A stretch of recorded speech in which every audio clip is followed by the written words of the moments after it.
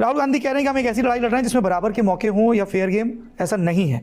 अगर आपको लगता है कि आप सियासी पार्टी बीजेपी से लड़ रहे हैं तो हम सियासी दल आरएसएस से भी लड़ रहे हैं, और आप नहीं समझ रहे हैं क्या हो रहा है। बीजेपी आरएसएस ने देश के हर संस्थान पर कब्जा कर लिया है। अब हम बीजेपी आरएसएस और खुद भारत सरकार से लड़ रहे हैं, भारत सरकार से लड़ रहे हैं। सौरभ द्विवेदी जी, शायद आपने राहुल गांधी की स्पीच ठीक से सुनी नहीं।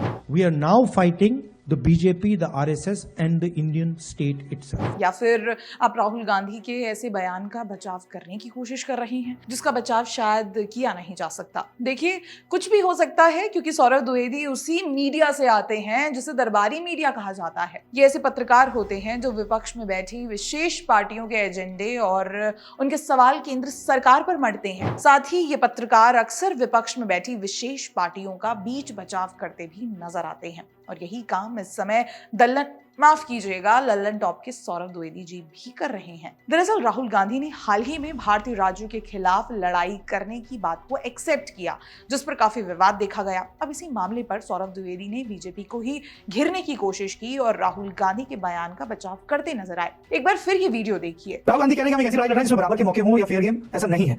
अगर आपको लगता है कि आप सियासी पार्टी बीजेपी से लड़ रहे हैं तो हम सियासी दल आरएसएस से भी लड़ रहे हैं, और आप नहीं समझ रहे क्या हो रहा है। बीजेपी आरएसएस ने देश के संस्थान पर कब्जा कर लिया है। अब हम बीजेपी आरएसएस और खुद भारत सरकार से लड़ रहे हैं। सौरभ द्विवेदी ने पूरी कोशिश की राहुल गांधी के बयान का बीच बचाव करने की। हालांकि पैनल में बैठे राजनीतिक विश्लेषक रजत सेठी ने सौरभ द्विवेदी का तुरंत फैक्ट चेक करते हुए कहा, सरकार बीजेपी कह रही है भारत से लड़ रहे हैं। जी नहीं सौरभ जी, उन्होंने भारत सरकार नहीं बोला था, उन्होंने भारत स्टेट बोला था। जी मैं अक्षरशः बता रहा हूं, उन्होंने इंग्लिश में भाषण दिया। अगर वो बोलते हैं कि देखिए सरकार से हमारी लड़ाई है, सरकार की नीतियों से लड़ाई है और जीवन पर्यंत लड़ते रहेंगे, विचारधारा से और इसकी जितने भी टूल्स हैं उन सब से, तो बात ठीक थी। उनसे स्लिप हुआ, वो भारत के स्टेट के अगेंस्ट में बोलने लगे। अगर मैं बात करूं परिभाषा की, अगर राष्ट्रद्रोह की कोई परिभाषा है तो है स्टेट के अगेंस्ट में जाके कुछ बोलना। उन्होंने खुल के बोल दिया, शायद स्लिप हो गया उनसे, कि भारत के स्टेट से मेरी लड़ाई है और युद्ध है। स्टेट में ये जो स्टेट है क्या, कॉन्स्टिट्यूशन का मैनिफेस्टेड स्वरूप है भारत का स्टेट, और भारत के ही स्टेट में लीडर ऑफ अपोजिशन भी भारत के स्टेट का ही हिस्सा है, जिसमें वो जिस पद पर वो स्वयं बैठे हुए हैं। इसलिए स्टेट की बड़ी व्यापक परिभाषा होती है। आप स्टेट के विरोध में नहीं जाते, आप भारत के विरोध में नहीं जा सकते। गौर करने वाली बात यह है कि राहुल गांधी लोकसभा में नेता विपक्ष है। उनका इंडियन स्टेट के खिलाफ ऐसे बयान देना एक लोकतांत्रिक देश के एक नेता का आचरण नहीं माना जा सकता। और अगर उन्होंने ऐसा कुछ बोला भी तो खुद को पत्रकार बताने वाले सौरभ द्विवेदी को उनके बयान पर पर्दा डालने की बजाय उनसे सवाल करना चाहिए था। उन्हें सवाल करना चाहिए था कि राहुल गांधी का भारत में ही रहते हुए इंडियन स्टेट के खिलाफ लड़ाई करने की बात स्वीकार करना क्या उचित था। लेकिन नहीं, सौरभ द्विवेदी ने यहाँ सवालों के बजाय कहानी को पूरी सहजता से तोड़ मरोड़ कर पेश किया, जो चिंताजनक है।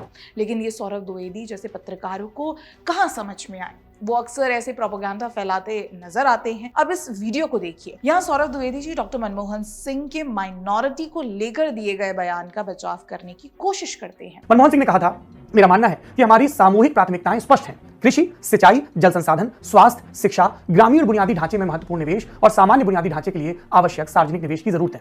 साथ ही अनुसूचित जाति, अनुसूचित जनजाति, अन्य पिछड़े वर्गों के लोग, इनके उत्थान के लिए कार्यक्रम हो। अल्पसंख्यकों, महिलाओं और बच्चों के लिए कार्यक्रम हो। अनुसूचित जातियों, अनुसूचित जनजातियों के लिए योजनाओं को पुनर्जीवित करने की भी जरूरत है। हमें नई योजनाएं लाकर यह सुनिश्चित करना होगा कि अल्पसंख्यकों को और खासकर मुस्लिमों का भी उत्थान हो सके, विकास का फायदा मिल सके।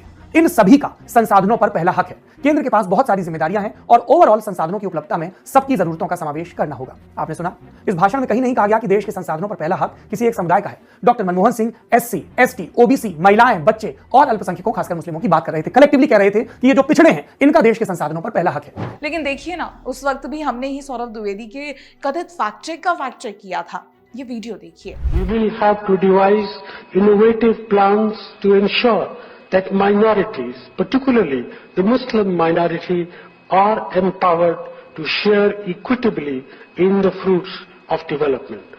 They must have the first claim on our resource. Manmohan Singh ने साफ साफ कहा था कि देश के संसाधनों पर पहला हक अल्पसंख्यकों खासकर मुसलमानों का है। लेकिन सौरभ द्विवेदी तो कांग्रेसी नेताओं के बयानों पर पर्दा डालने की कोशिश करते हैं, बयान को तोड़ मरोड़ कर। चलिए सौरभ द्विवेदी का एक और हिंदू विरोधी प्रोपेगेंडा दिखाते हैं। जब लल्लन टॉप पर अपने एक एपिसोड में सौरभ द्विवेदी क्रिकेटर सुरेश रैना से इंटरव्यू कर रहे थे और इस बात पर चर्चा हो रही थी कि सुरेश रैना कश्मीरी युवाओं को वहां क्रिकेट अकेडमी खोलकर अवसर प्रदान करने का प्रयास कर रहे हैं। इससे बच्चों को उग्रवाद, आतंकवाद में शामिल होने से बचाया जा सकता है। वो ये भी कहते हैं कि कश्मीर में स्थानीय लोग यानी कश्मीरी मुसलमान नहीं चाहते थे कि वे उग्रवाद प्रभावित क्षेत्रों में अकेडमी खोलें। पहली academy I wanted to do it in Jammu and Kashmir. उनका जज्बा बहुत अच्छा था। नहीं तो वो बच्चे जितने भी, या तो राइट में बैट बॉल रखा है, लेफ्ट में AK-47 रखी, तो इजी ऑप्शन उनके पास लेफ़्ट वाला था, जब पत्थर भी स्टोन करते थे वो,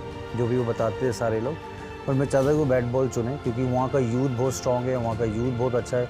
ये आपको उन बच्चों ने बताया? नहीं, जो वहाँ का लोकल, मैंने पूरा होमवर्क किया, फिर बाद में मुझे भी थोड़ा ऐसे लगा कि नहीं हो पाएगा वो, कि थोड़ी आबादी वो चाहते नहीं थे कि मैं वहाँ काम करूँ, तो फिर वो ड्रॉप किया मैंने आइडिया। फिर इंडियन आर्मी के साथ मैं अभी टच में हूँ। कौन नहीं चाहते, थोड़ा डिटेल जो बताइए। लोकल होंगे उनके एसोसिएशन के लोग। लेकिन यहाँ सौरभ द्विवेदी कहानी में थोड़ा ट्विस्ट लेकर आते हैं और बड़ी ही चतुराई से इसे वहां के स्थानीय मठाधीश नहीं चाहते कि आप वहां क्रिकेट एकेडमी चलाएं, ये स्टेटमेंट पास कर देते हैं। नेशनल रेप्यूट का क्रिकेटर आके वहाँ एकेडमी खोल रहा है जिससे बच्चों को मौका मिलेगा, ये वहाँ के लोकल मठाधीश नहीं चाहते। उन्होंने मना कर दिया। तो देखा आपने कैसे एक शब्द ने पूरी कहानी ही पलट दी। कश्मीरी मुसलमानों पर चर्चा हो रही थी, मगर स्थानीय मठाधीश शब्द का प्रयोग करके एक समुदाय विशेष को हाईलाइट करने से रोका गया। क्या ये गलत नहीं? एक पत्रकार का इस तरह से खबर दिखाना या खबर ढांक लेना क्या गलत नहीं? आखिर ये पत्रकार सही और सटीक खबर दिखाने से घबराते क्यों हैं? एक पार्टी की दलील करते ये पत्रकार आखिर जुड़े भी तो नैरेटिवकार सरदेसाई जी के साथ हैं। तो क्या पत्रकार कहलाने के लायक भी हैं? इसका जवाब जनता देगी कमेंट बॉक्स पर। तब तक के लिए आप बने रहें द पैम्फलेट के साथ। धन्यवाद।